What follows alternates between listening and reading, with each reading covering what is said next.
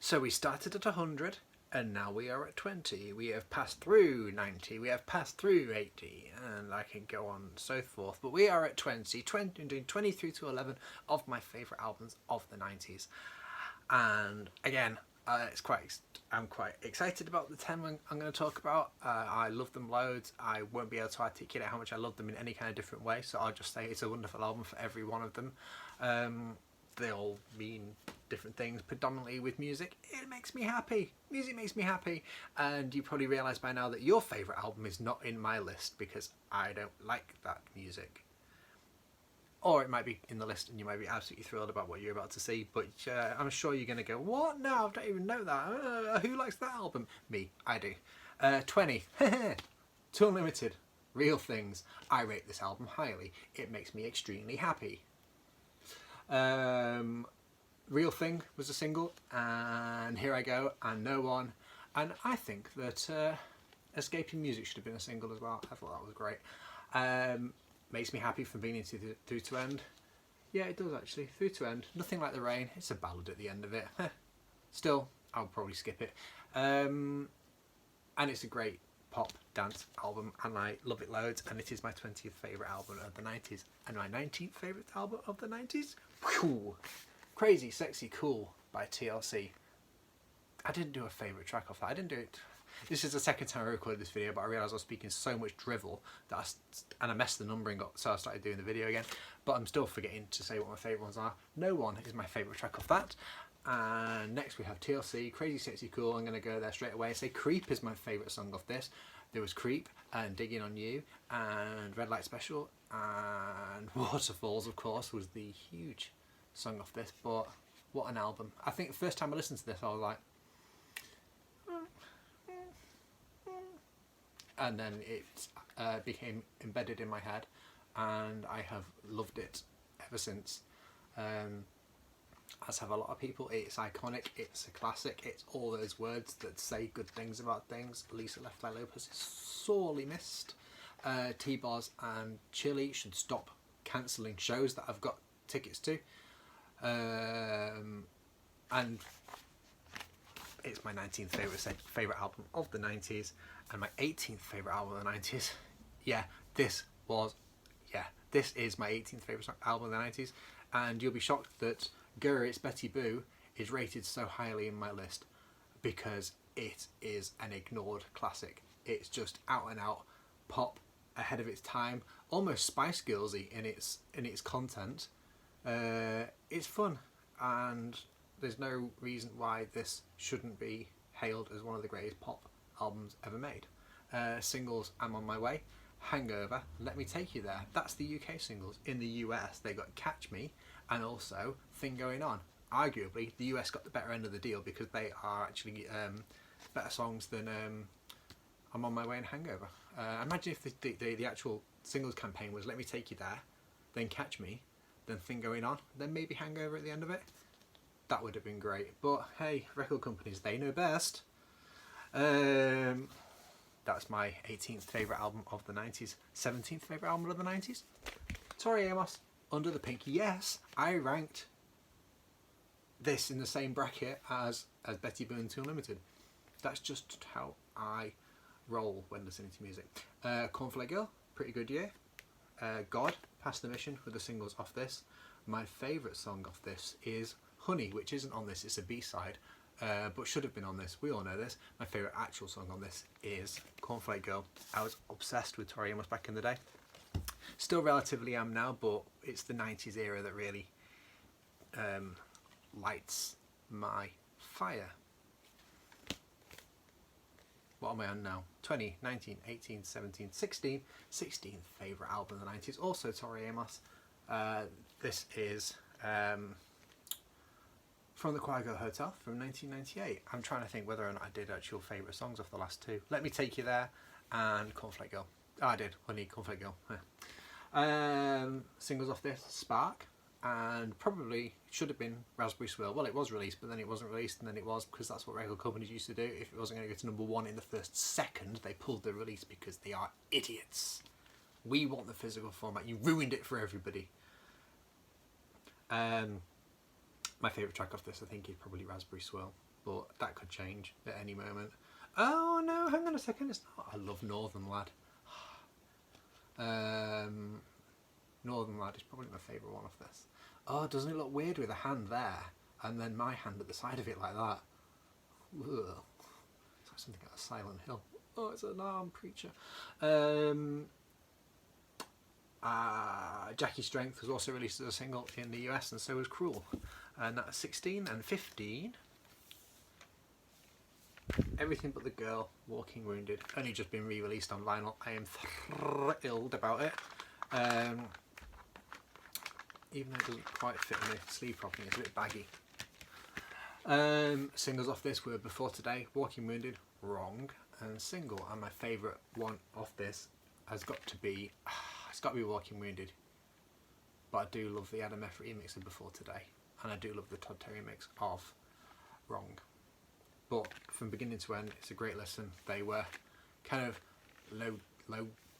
low-fi, low-key, kind of like a little bit dreary guitar pop songs, not in an offensive way. And then they whacked a drum and bass beat behind virtually the same kind of stuff, and it came out sounding absolutely perfect. I really hope that they release Temperamental after this. Temperamental didn't make my countdown. 14, 15, 14, 13, 12, 11, that's right. 14th favourite album of the 90s. The Singles Fest. That is Janet by Janet Jackson. Now, we know that this is an absolute genre defining album. It's absolutely wonderful. It's almost perfect, apart from a couple of blah ballads. We had That's the Way Love Goes, then If, and Again, and Because of Love, then Anytime, Any Place, then You Want This, then Whoops Now, and then also we had as B-sides, double A-side B-sides were Throb and What'll I Do. So the majority of these, apart from the little interludes, were singles in some way or another, and I think that What's It Called should have been a good one. What's it called? What's the song? What's the song called? It's called New Agenda. Is the best not single on this. I like that one lots. And I realised last time I was making this video, and I've realised again that Janet Jackson's belly button looks like a cat's anus. You're welcome.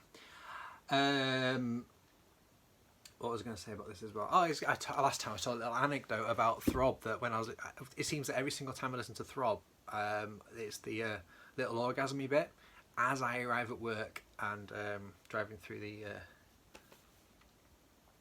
gate to get to work. So that's 14. 13. Boom. Ray of Light, Madonna.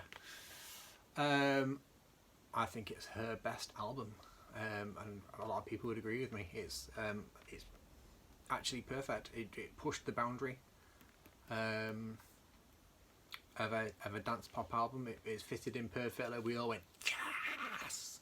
And I was actually a casual Madonna fan till this came out, and then I started liking her back catalogue as well. Singles with Drowned World, Substitute for Love, and Ray of Light, and Frozen, and Nothing Really Matters, and The Power of Goodbye. But I really like Candy Perfume Girl off this as well. But my favourite track off this one, I didn't do a favourite track of Janet either. My favourite track off this one is going to have to be Ray of Light. And my favourite track of Janet is going to have to be That's the Way Love Goes, even though I like You Want This and If and Everything. It's hard to pick a favourite when you like everything. 12. Saint Etienne, Tiger Bay from 1993? 1994. My brain gets muddled. Again, this is a perfect listen from beginning to end, and there's nothing that sounds like this, because it's kind of like techno folk music, I think is what they kind of described it as at the time. The singles were Pale Movie and Like a Motorway and Hug My Soul. And Like a Motorway is absolutely one of the best records ever made. Absolutely. I am resolved in this fact. And I saw them do it live in its entirety last year. and it was wonderful to see. And it is my 12th favourite album of the 90s. My 12th favourite album of the 90s. My 11th favourite album of the 90s, but not in this form, in a different form. But it's going to get... and I'll explain why in a second. Also, Saint Etienne, so tough. It's a wonderful album, which is my staple go-to when describing any of these albums. We had singles off this. We had You're in a Bad Way. We had Avenue. We had... oh my word. Oh, Hobart Paving. So this album confuses me, and I'll tell you why. Because you have no choice, but because as far as I'm concerned, Joy in Our Club and Who Do You Think You Are both singles off this. But because of how things kind of like got chopped and changed in different versions and stuff like that, so in my head it was Joy in Our Club, You're in a Bad Way, Avenue, Who Do You Think You Are, Hobart Paving singles, which is a great singles campaign. My favourite track of this is So Tough. Oh, look what I did. I didn't even mean to do that. That was brilliant. It's so tough to pick. I'll repeat it because it's not funny. I'm going to have to go for Hobart Paving is my favourite of this because it's understatedly arms in the air, and it's really euphoric when they do it and everyone sings along and it's a beautiful moment. But I adore You're in a Bad Way, I adore Avenue, and I adore like everything. I adore everything. Not everything. I don't like dogs. Yeah, what can I say? Go listen to it. If you've not heard it, go listen to it. Go listen to all these albums. Lock yourself in a room. That's 90 albums that you should have listened to in their entirety and adored every second, like I do, kind of. So that, hey, we're heading for the top 10. Should I dress in a tuxedo? How do I present this? Do I walk down the stairs like an award ceremony, sweeping in, making it impossible to film myself? Well, you can feel it all in yourself. Yeah, so the top 10's coming, and I think it's probably almost 100% predictable at this point. Go for it though. I'd like to see what albums people think is going to be in my top 10 that didn't even rank in the top 100. Then I can laugh behind my hand.